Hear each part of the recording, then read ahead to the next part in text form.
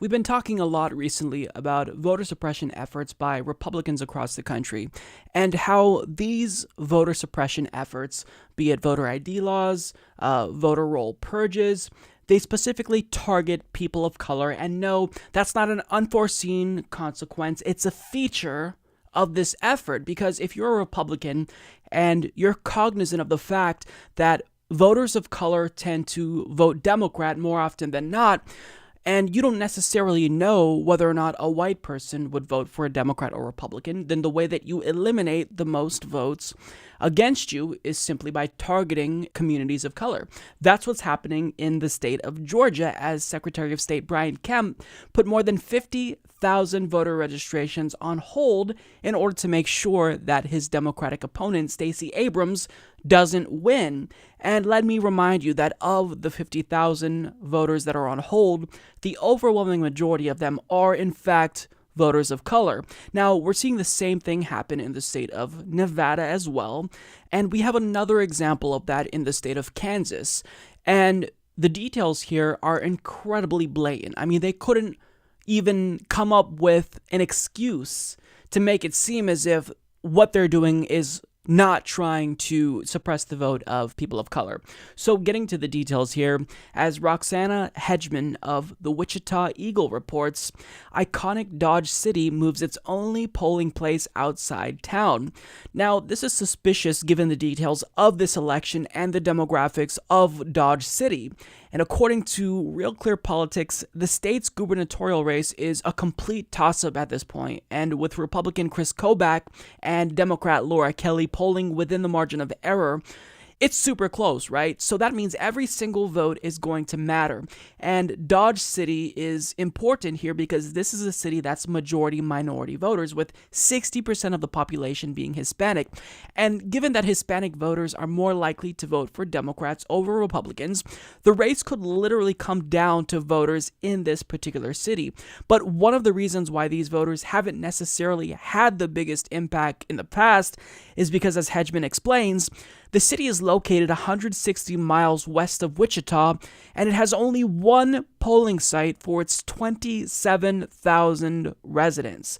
So voting in this district is already incredibly difficult, as voters are required to wait more than an hour on average in this particular area. Now, it's no surprise that they're having to wait a minimum of an hour to vote because, quote, that single polling site services more than 13,000 voters in the Dodge City area, compared to an average of 1,200 voters per polling site at other locations, said Micah Kubik, executive director of the ACLU in Kansas. Now, the impact of having just one polling place in this city is having a demonstrable impact on voter turnout, and it is lowering the turnout of Hispanic voters. Quote, a Democratic Party database compiled from state voter data shows Hispanic turnout during non-presidential elections is just 17% compared to 61% turnout for white voters in Ford County in 2014. Dodge City's turnout is below the national turnout rate of 27% among Latino-eligible voters in 2014, which in itself was a record low that year for the country, according to the Pew Research Center.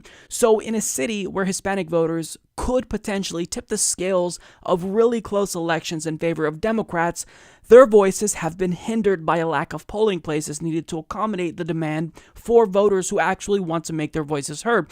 But knowing that having just one polling place might not necessarily stop these voters from voting altogether, what are Republicans doing now?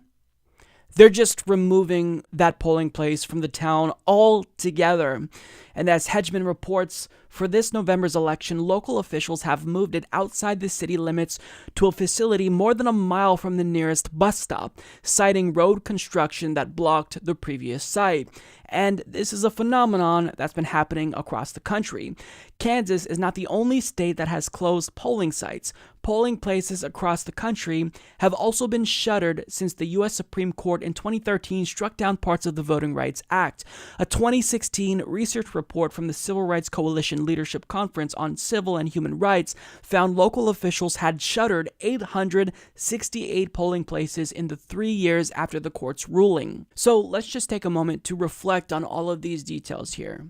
We have a city that has majority minority voters. It was already difficult for these individuals to cast their votes because there was one polling place. And as a result of having only one polling place, turnout was well below the national average. But knowing that even that wasn't enough to stop these Hispanic people from voting, they just removed that polling place altogether, knowing that that could very well determine who wins and loses, seeing that this race is so close. This is one of the most blatantly undemocratic things that is going on in this country. And Republicans, they're not even being subtle anymore about their desire to suppress the vote. They're openly advocating to suppress the vote. They're concocting conspiracies about voter fraud and how rampant that is, which is just pure propaganda. And their goal is very clear. Suppress the vote, beat the Democrat. And if it is the case that we don't see a gigantic blue wave on November 6th, we know that it's going to, in part, be due to disgusting election rigging from Republicans. Now, in the event the Democratic gubernatorial candidate in this race, Laura Kelly, wanted to actually file a complaint and take this issue up with the Kansas Secretary of State, well, the problem is that the current Secretary of State happens to be none other than her Republican opponent, Chris Kobach.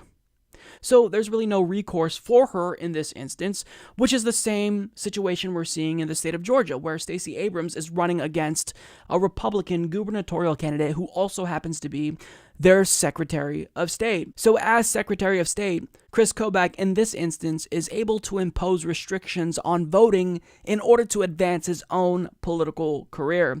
And as Secretary of State, he hasn't even been very subtle about his vote suppression agenda, and he actually has lobbied the Trump administration in an attempt to convince them to gut voting rights, even more so than they already have.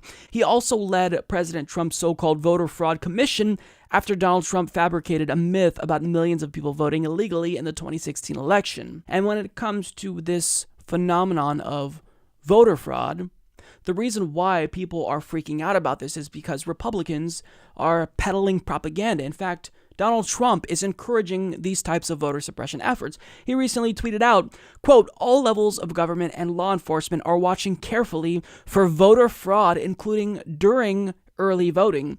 Cheat at your own peril. Violators will be subject to maximum penalties, both civil and criminal." Now, this is just pure projection. Notice how he's talking about the other side cheating, but he's not going to acknowledge the fact that what he's doing and Republicans across the country are doing, it's tantamount to cheating. They're trying to rig elections across the country by suppressing the vote because they're afraid that in these really close races, they might lose because these people of color might come out to vote and determine who wins or loses. So they're trying to stop that. Now, when it comes to this phenomenon that is voter fraud, just how rampant is it specifically?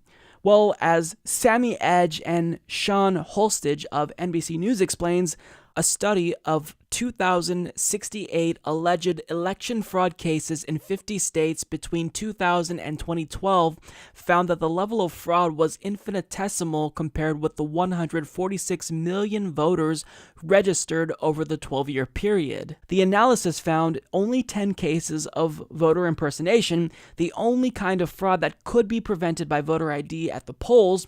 In further analysis conducted this year, News 21 reviewed cases in Arizona, Ohio, Georgia, Texas, and Kansas, where politicians have expressed concern about voter fraud and found hundreds of allegations but few prosecutions between 2012 and 2016. Attorneys general in those states successfully prosecuted 38 cases, though other cases may have been litigated at the county level. At least one-third of those cases involved non-voters, such as elections officials or volunteers. None of the cases prosecuted was for voter impersonation. Now, ask yourself this question. If you are a Secretary of State in a red state, do you honestly think you're going to be ignorant to studies like this? If it's your job to maintain the integrity of the vote, do you not think he'd be privy to this type of data? Of course they know about this. They know how rare voter fraud is, but they know exactly what they're doing. They are targeting communities of color. They're suppressing those votes, purging them from the rolls, not accepting new voters, moving polling stations out of their communities, all to make sure that they win, to win by cheating. And they have the audacity to accuse voters of cheating and committing fraud. These are the frauds right here.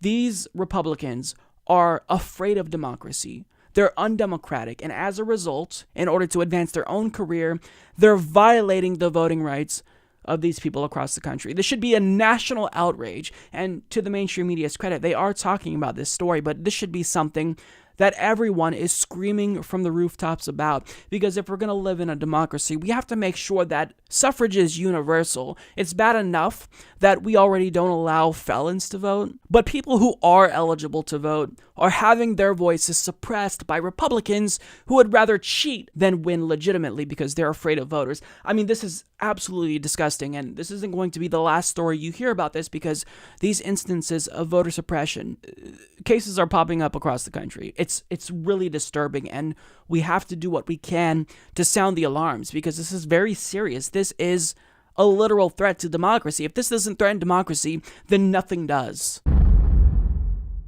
Support this podcast by becoming a patron at patreon.com/Humanist Report.